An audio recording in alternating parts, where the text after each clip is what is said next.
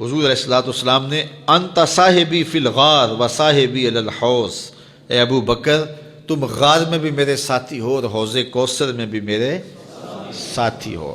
اور آقا کریم علیہ الصلوۃ والسلام نے یہ بھی ارشاد فرمایا سب سے زیادہ جس نے میرے اوپر احسانات کیے ہیں وہ ابو بکر ہے۔ حضور نے فرمایا کسی کے مال نے مجھے اتنا نفع نہیں دیا جتنا ابو بکر کے مال نے دیا، جتنا ابو بکر کے مال نے دین کو، اسلام کو، میرے کاز کو نفع دیا ہے، میرے حضور نے فرمایا اتنا کسی کے مال نے نفع نہیں دیا۔ اللہ اکبر۔ فبکا ابو بکر، تو جب یہ بات حضور نے کہی تو ابو بکر رونے لگے۔ وقال ما انا ومالی الا لکا، حضور میں بھی آپ کا ہوں، مال بھی آپ کا ہے۔ اللہ اکبر۔ حضرت ابو بکر صدیق رضی اللہ تعالی عنہ نے حضور علیہ الصلوۃ والسلام کے ساتھ جو محبتوں کا ذکر کیا، اور پھر آقا کریم علیہ الصلوۃ والسلام نے ان کا جو اختصاص فرمایا۔ ایک خاتون آئی اور اس نے حضور سے کوئی مسئلہ پوچھا تو آقا کریم نے فرمایا پھر آ جانا۔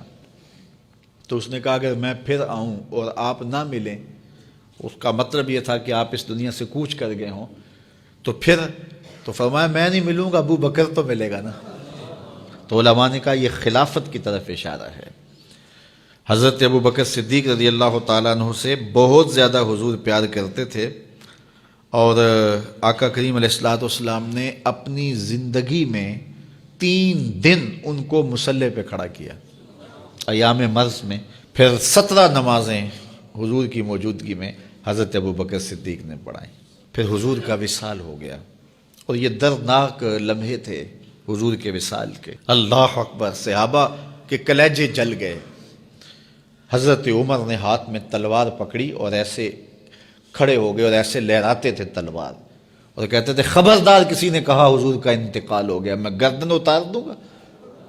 کوئی وصال نہیں ہوا حضور کا، حضور تھوڑی دیر بعد اپنی حالت پہ آ جائیں گے۔ یہ سکتے کی کیفیت ہے۔ حضرت زید بن عبداللہ کے بیٹے نے جا کے کہا ابا جی حضور کا انتقال ہو گیا، تو انہوں نے باغ میں پانی دے رہے تھے، سب کام چھوڑ دیا، ہاتھ اٹھائے گا اللہم اذہب بصری حتی لا ارا بعد حبیبی محمد احدا، اے اللہ مجھے اندھا کر دے، آنکھوں کے دیے اس لیے روشن تھے کہ تیرے محبوب کو دیکھوں، جب حضور چلے گئے ہیں تو میں نے یہ چراغ کیا کرنے ہیں، بجھا دے ان چراغوں کو۔ تو کیا کیفیت تھی۔ حضرت فاطمہ بول رہی ہیں سبت علیہ مصائب لو انہا سبت علی الایام سرنا لیالیا، میرے اوپر وہ مصیبتیں ٹوٹی ہیں اگر یہ دنوں پہ ٹوٹ پڑتی تو دن کالی راتیں بن جاتے۔ تو تھوڑی خبر تھی حضور کا وصال۔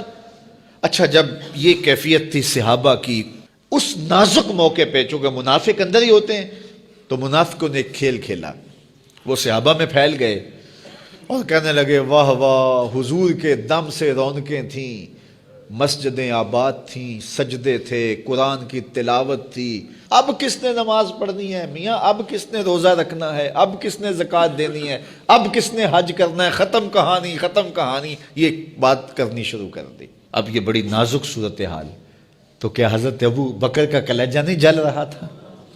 لیکن اس موقع پہ حضرت ابو بکر کھڑے ہوئے، اور پھر حضرت ابو بکر صدیق نے لوگوں سے مخاطب ہو کہا لوگوں مجھے ایک بات بتاؤ کہ تم اللہ کی عبادت کرتے تھے یا حضور کی کرتے تھے؟ لوگوں نے کہا کہ اللہ کی۔ تو کہا کہ کیا حضور کے وصال کے بعد تم اللہ کی عبادت چھوڑ دو گے؟ کہا نہیں۔ کہا مجھے بتاؤ جس دین کو سر بلند کرنے کے لیے حضور نے اپنی ساری زندگی لگا دی، تو کیا حضور کے چلے جانے کے بعد اس مشن کو چھوڑ دو گے؟ لوگوں نے کہا نہیں۔ تو کہا پھر اٹھو اور نبی کے دین کا پرچم تام لو۔ حضور کا وصال ہو گیا ہے، اب حضور کے مشن کو ہم نے اٹھانا ہے اور اپنے کندھوں پہ وہ بوجھ لینا ہے۔ تو کیا جس کے لیے حضور نے اپنی جان تک دے دی، تو کیا ہم وہ مشن چھوڑ دیں گے؟ صحابہ کے اندر ہمت پیدا ہوئی، کہا کیوں چھوڑیں گے، ہم تو اٹھیں گے اور پہاڑوں سے بھی ٹکرا جائیں گے۔ تو یہ وہ موقع تھا جس موقع کو سنبھالا حضرت ابو بکر نے۔ منافق تو چال چل گئے تھے، صحابہ پر صدموں کے پہاڑ ٹوٹ رہے تھے، ساری ذریت اسلام ساری زندگی جو ہے وہ تعریفیں کرتی رہے، مدح و ستائش کرتی رہے، ابو بکر صدیق کا یہ حق نہیں ادا ہو سکتا۔ یہ احسان کیا ہے امت کے اوپر حضرت ابو بکر صدیق۔